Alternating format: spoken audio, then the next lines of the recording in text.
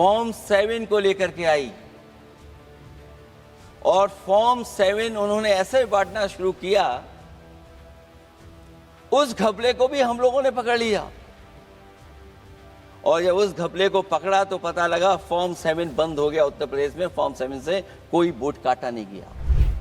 अब भारतीय जनता पार्टी नारी को नारा बनाने की कोशिश कर रही है। सत्ता में रहना है, इसलिए आरक्षण को लेकर के आए हैं। भाजपा की यही राजनीतिक चाल रहती है। जब पुराने लोग ये समझ जाते हैं कि भाजपा किसी की सगी नहीं है, तो हर बार भाजपा कुछ नए लोगों को अपने लुभाने जुमलों में फंसाती है। महिला आरक्षण के नाम पर जल्दीबाजी क्यों है भाजपा के अंदर? आज मुझे एक बहुत महत्वपूर्ण समय पे मुझे बोलने का मौका मिल रहा है। अध्यक्ष महोदय, मैं अभी भारतीय जनता पार्टी के माननीय सदस्य को भी सुन रहा था, उनके वरिष्ठ सदस्यों को भी और माननीय मंत्री जी को मैंने सुना है। चेकमेट। चिंटू जी, आप घोड़े भी अच्छे दौड़ाते हो। To good. थर्मोकूल कूलर, सिर्फ ठंडी हवा बाहर नहीं आएगी, आपका बड़प्पन भी बाहर आएगा। थर्मोकूल, इंडिया का नया अंदाज। और इस महत्वपूर्ण विषय पर उन्होंने अपनी बात रखी है। समाजवादी पार्टी महिला आरक्षण के पक्ष में है और समाजवादी पार्टी का इतिहास रहा है कि हम लोगों ने हमेशा महिलाओं को आगे बढ़ाने के लिए काम किया है। हमारे नेता जिनकी विचारधारा पे हम लोग आगे बढ़ रहे हैं, डॉक्टर राम मनोहर लोहिया, उन्होंने हमेशा जेंडर जस्टिस और सोशल जस्टिस की बात की है। हम समाजवादी लोग जेंडर जस्टिस और सोशल जस्टिस के पक्ष में हैं और महिलाओं का आरक्षण 33% हो उसके भी पक्ष में हम लोग बोल रहे हैं। और ये लड़ाई हमारी निरंतर चल रही है और कहीं न कहीं आरक्षण हमारी पीढ़ी के आह्वान को और मजबूत कर रहा है। लेकिन जिस तरह की बातें हमें सुनने को मिल रही हैं, अब भारतीय जनता पार्टी नारी को नारा बनाने की कोशिश कर रही है। भारतीय जनता पार्टी इस आरक्षण को लेकर के भाजपा अपना नारी का नारा बनाना चाहती है और बदलने की कोशिश कर रही है। जिन्होंने नारी को अपने संगठन में नहीं रखा, उनके मान सम्मान के लिए कैसे रखेंगे? और अगर ये बात गलत है, अध्यक्ष महोदय, जिस पेरेंटल संगठन से आप निकले हैं, उसमें मान सम्मान के लिए संगठन में कितनी नारी हैं, ये बता दें आप। और इनका, क्योंकि पिछले कई वर्षों से अध्यक्ष जी ये सरकार में है और मैं सुन रहा था माननीय मंत्री जी को मैं सुन रहा था, उन्होंने बहुत सारे योजनाएं, बहुत सारे कार्यक्रमों की जानकारी दी। लेकिन अगर हम दुनिया के आंकड़े देखें, जेंडर इक्वलिटी में हम कहां खड़े हैं? हम 146 में 127वीं जगह पर खड़े हैं। और अगर हम इनके खुद के सरकारों को देखें अगर,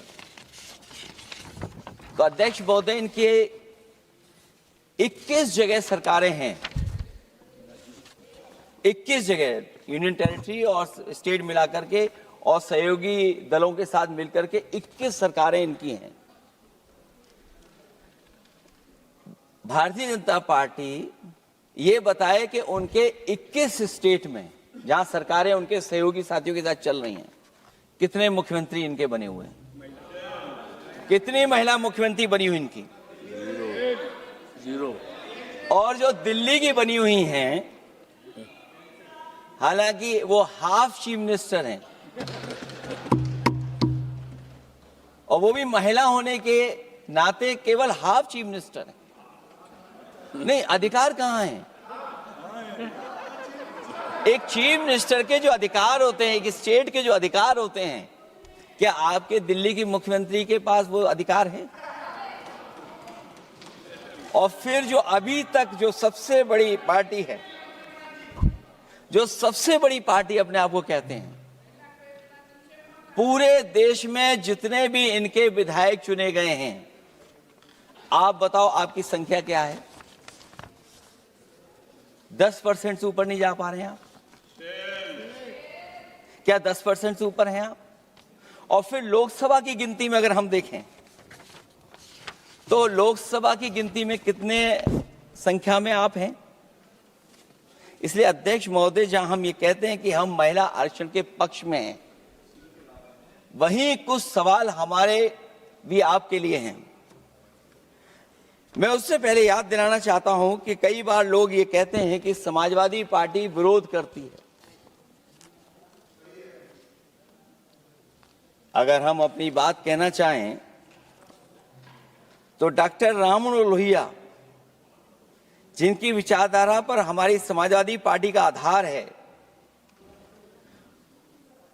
उनके द्वारा हमेशा महिलाओं को पुरुषों के बराबर की हिस्सेदारी हर क्षेत्र में देने की बात कही गई। और मैं उनको कोट करना चाहता हूं कि संस्कार का आरंभ महिला से होता है। यदि महिला जागृत है तो पूरा समाज जागृत हो जाता है। ये लोहिया ने हमारे जिस विचारधारा पे हम लोग चल रहे हैं वो हम आपको बताना चाहते हैं। जब तक महिलाएं राजनीति में नहीं आएंगी, सामाजिक क्रांति अधूरी रहेगी।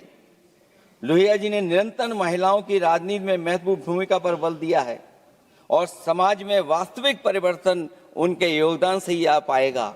इसलिए मैं याद दिलाना चाहता हूं अध्यक्ष महोदय, उत्तर प्रदेश में पंचायत में सबसे पहले आरक्षण महिलाओं के लिए लागू करने का काम समाजवादी पार्टी ने किया। तो जहां महिलाओं के पक्ष में है उनके आरक्षण के, वहीं हमारा सवाल यह भी है कि जल्दीबाजी क्यों है? आखिरकार महिला आरक्षण के नाम पर जल्दीबाजी क्यों है भाजपा के अंदर? सच तो यह है कि भाजपा जनगणना को टालना चाहती है और जनगणना को टालने का मतलब है कि जाति जनगणना को टालना चाहते हैं। और जाति जनगणना इसलिए टालना चाहते हैं क्योंकि वो आरक्षण का सवाल उठेगा। जो भाजपा, उनके संगी साथी कभी भी देना नहीं चाहते हैं आरक्षण। भाजपा को यह भी अच्छी तरह याद है कि पीडीए में ए का मतलब आधी आबादी है, मतलब महिलाएं भी पूरी की पूरी उसमें गिनती में आती। एक बड़ा चुनावी सच ये भी है कि भाजपा की चुनावी घपलेबाजी अब पूरी तरह से भंडाफोड़ हो गई है। जो एसआईआर आप लेकर के आए थे अध्यक्ष महोदय, उत्तर प्रदेश में हम लोगों ने बड़े करीब से देखा एसआईआर। वो कहने को तो एसआईआर था, लेकिन सच्चाई में वो एनआरसी का रूप था। और एसआईआर के मामले में जिस तरीके से वोट काटने का काम शुरू हुआ, मैं बधाई देना चाहता हूं अपने पीडीए प्रहारी और संगठन के लोगों को जिन्होंने वोट बचा लिया। जब पहली गिनती में हम लोग बचाने में कामयाब हो गए तो अध्यक्ष महोदय, भारतीय जनता पार्टी फॉर्म 7 को लेकर के आई और फॉर्म 7 उन्होंने ऐसे बांटना शुरू किया, उस घपले को भी हम लोगों ने पकड़ लिया। और जब उस घपले को पकड़ा तो पता लगा फॉर्म 7 बंद हो गया उत्तर प्रदेश में। फॉर्म 7 से कोई वोट काटा नहीं गया। अध्यक्ष महोदय, जो फॉर्म 7 काटने के लिए जिससे दस्तखत कराए थे भारतीय जनता पार्टी ने, उस व्यक्ति को दस्तखत करना भी नहीं आता है। अध्यक्ष महोदय, जो एसआईआर के बहाने फॉर्म 7 लेकर के आए थे, जो फॉर्म 7 दस्तखत करा करके वोट काटे जा रहे थे उत्तर प्रदेश में, जब पकड़ा गया, हम लोगों को जानकारी मिली, हम लोगों ने उसको प्रेस के सामने लेकर के आए और चुनाव आयोग को शिकायत की। फॉर्म 7 से वोट कटना रुक गया, लेकिन अभी भी उस पर कोई कार्रवाई नहीं की जिसने उसके नकली दस्तखत कराए थे। अध्यक्ष महोदय, इससे तो लगता है कि पूरा का पूरी व्यवस्था जुड़ी हुई है भारतीय जनता पार्टी से। और धीरे धीरे जो भारतीय जनता पार्टी की सरकार चली है, हेरा फेरी हम लोग पकड़ लिए, भाजपा की कलई खुल गई और उसके समर्थक और वोटरों का अकाल पड़ने लगा। तब भाजपा निराशा के इस दौर में उभरने के लिए बिल लेकर के आ रही है।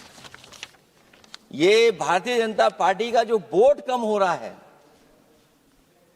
असली लक्ष्य अध्यक्ष महोदय वोट है, सत्ता में रहना है, इसलिए आरक्षण को लेकर के आए हैं। भाजपा की यही राजनीतिक चाल रहती है। जब पुराने लोग ये समझ जाते हैं कि भाजपा किसी की सगी नहीं है, तो हर बार भाजपा कुछ नए लोगों को अपने लुभाने जुमलों में फंसाती है। इस बार भाजपा महिलाओं को लेकर ये पुरानी चाल चल रही है, लेकिन सफल नहीं होगी, क्योंकि सबसे ज्यादा दुखी तो महिलाएं ही हैं। भाजपा की कमीशनखोरी और चंदा वसूली की वजह से जो महंगाई बढ़ी है, उससे उनकी रसोई सूनी हो गई है। रही सही कसर सिलेंडर की, बेतहाशा बढ़ती कीमतों ने पूरा कर दिया है। ये अध्यक्ष महोदय मैं इसलिए कह रहा था कि माननीय मंत्री सिलेंडर की याद दिला रहे थे। उन्होंने इज्जत घर को भी याद दिलाया, जिसको कभी प्रधानमंत्री जी ने कहा कि ये इज्जत घर होंगे।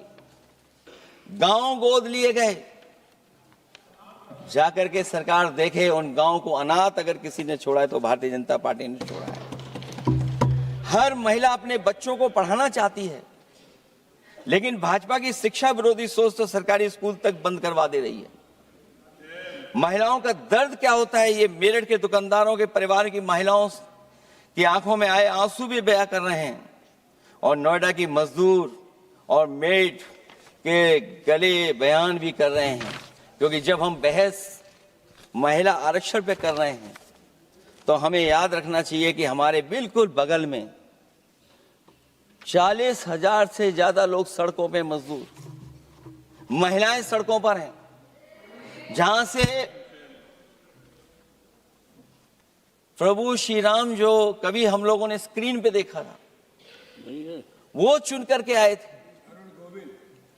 वहां पर महिलाएं धरने पर बैठी हैं, और अगर ये धरने पर इसलिए बैठी हैं क्योंकि उनको न्याय नहीं मिल रहा है, भारतीय जनता पार्टी की सरकार की वजह से उनके घर उजड़ रहे हैं, महिलाएं रो रो करके न्याय मांग रही हैं, तो मैं कहना चाहता हूं अध्यक्ष महोदय सरकार से कि अगर ये बिल इतना ही सही है तो इसे मेरठ नोएडा की पारिवारिक और कामगार महिलाओं के बीच बैठकर घोषित किया जाए कि उनके लिए इसमें क्या क्या होने जा रहा है।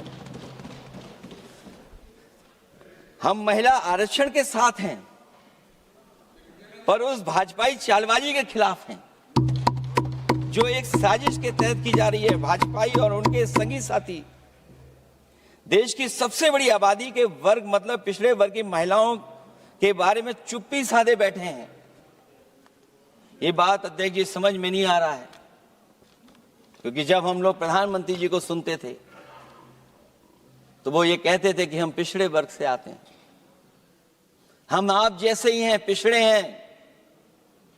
लेकिन जब आरक्षण की बात हो रही है तो पिछड़ों की संख्या इसमें कितनी है, हमें उम्मीद है कि सरकार इस पर जरूर बात अपनी रखेगी। ये संशोधन के नाम पर जो जल्दीबाजी दिखा रहे हैं, दरअसल उसके पीछे भाजपाइयों की मंशा है कि जनगणना न करनी पड़े, क्योंकि अगर जनगणना करनी पड़ेगी तो जातिवार आंकड़े भी देने पड़ेंगे और जातिवार आरक्षण भी। ये भाजपा का एक बहुत बड़ा षड्यंत्र है, जिसमें जनगणना आधारित परसीमन को नकार कर पिछड़ों का अधिकार लूटा जा रहा है। ये लोकतंत्र के खिलाफ खुफिया लोगों की गुप्त योजना है, जो अब तक स्वीकार नहीं, जब तक प्रक्रिया के साथ हम लोग स्वीकार कभी नहीं कर सकते, जब तक इसका लागू करने का तरीका ठीक ना हो।